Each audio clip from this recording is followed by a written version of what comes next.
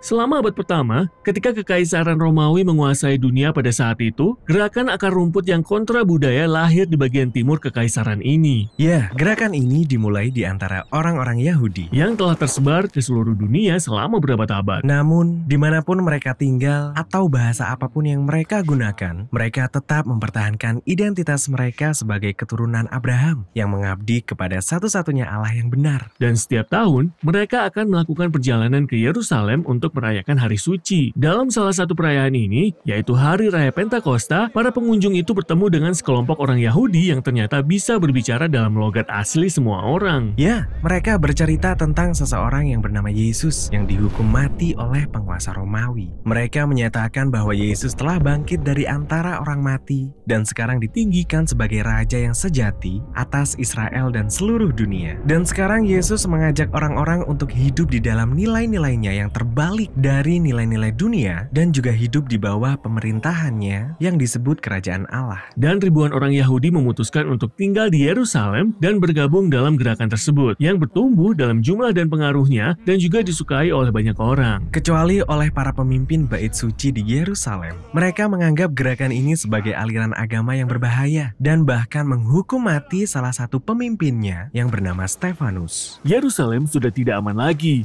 Jadi sebagian besar pengikut Yesus melarikan diri ke daerah terpencil yang disebut Yudea. Kita mungkin berpikir inilah akhir dari kisahnya. Tetapi sebenarnya tragedi inilah yang menyebabkan gerakan ini menyebar keluar Yerusalem. Dari sinilah bagian kedua dari kitab Kisah Para Rasul dimulai. Para pengikut Yesus tersebar sampai ke tempat-tempat yang mengherankan, seperti Samaria, tempat kediaman musuh lama mereka. Ya, dan Lukas menunjukkan kepada kita bagaimana orang yang tak disangka-sangka mulai mengikut Yesus. Misalnya seperti tukang sihir dari Samaria yang harus belajar bahwa mengikut Yesus bukanlah untuk mendapatkan kekuasaan, melainkan melepaskannya untuk melayani orang lain. Ada juga kisah tentang seorang sida-sida Ethiopia yang setelah membahas kitab Nabi Yesaya dengan Filipus, ia memutuskan untuk bergabung dengan gerakan ini. Ya, Yesus sedang memperluas gerakannya ke Yudea dan Samaria, seperti yang ia katakan sebelumnya. Wah, bagus sekali.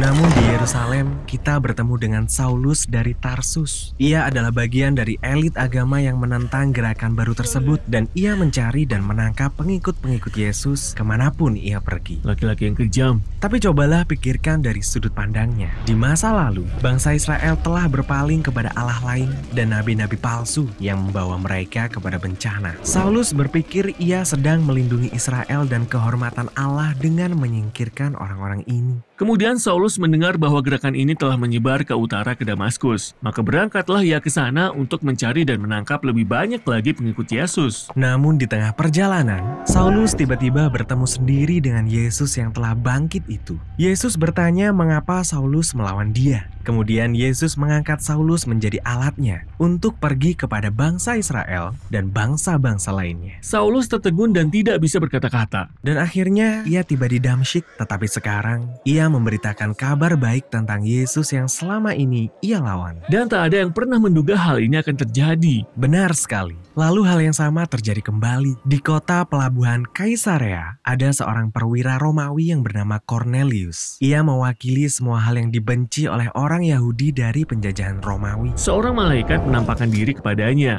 dan menyuruhnya menjemput seseorang yang bernama Petrus. Maka datanglah Petrus dan ia menjumpai Cornelius, sahabat-sahabatnya dan sanak saudaranya yang berkumpul di rumah Cornelius. Orang Yahudi tidak akan masuk ke dalam rumah orang yang bukan Yahudi agar terhindar dari kecemaran. Jadi, apa yang akan dilakukan Petrus? Nah, sebelumnya Petrus mendapatkan suatu penglihatan. Allah membawa kepadanya sekumpulan binatang yang haram untuk dimakan oleh umatnya. Lalu Allah berkata kepada Petrus, makanlah ini. Wah, ini mengejutkan Petrus. Ia berkata, aku belum pernah makan apapun yang haram. Dan Allah menjawab, apa yang dinyatakan halal oleh Allah tidak boleh engkau nyatakan haram. Dan setelah itu, penglihatan itu pun berakhir. Jadi, apakah Petrus akan makan makanan yang baru? Tidak, ia adalah orang Israel yang menghormati hukum tentang makanan ini sepanjang hidupnya. Penglihatan ini ditujukan untuk mempersiapkan dia ketika ia harus berdiri di antara orang-orang yang bukan Israel yang cemar ini. Dan ia menyadari bahwa Allah sedang menyatakan bahwa orang-orang ini juga merupakan bagian dari keturunan Abraham. Maka Petrus memutuskan untuk tinggal dan menceritakan tentang Yesus kepada mereka. Dan Roh Kudus menyatakan dirinya sama seperti pada hari Pentakosta. Tetapi kali ini Roh Kudus turun ke atas perwira Romawi itu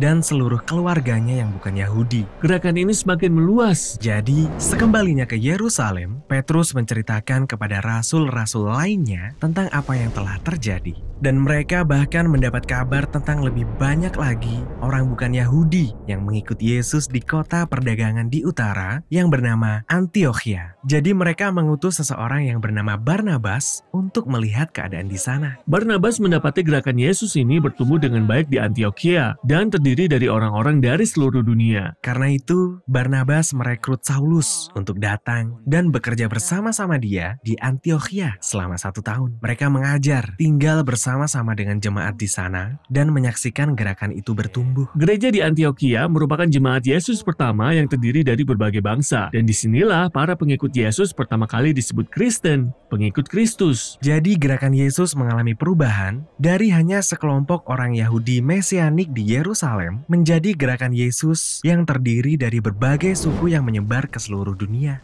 Mereka memiliki iman yang sama, yang berpusat pada kabar baik tentang Yesus yang disalibkan, yang menjadi raja atas segala bangsa. Namun kabar baik dan cara hidup mereka yang baru membuat orang lain bingung, bahkan menjadi ancaman bagi warga Romawi di sekitar mereka. Dan selanjutnya, kita akan menyelidiki konflik yang terjadi saat gerakan ini menyebar ke seluruh dunia, atau seperti kata Yesus, sampai ke ujung bumi.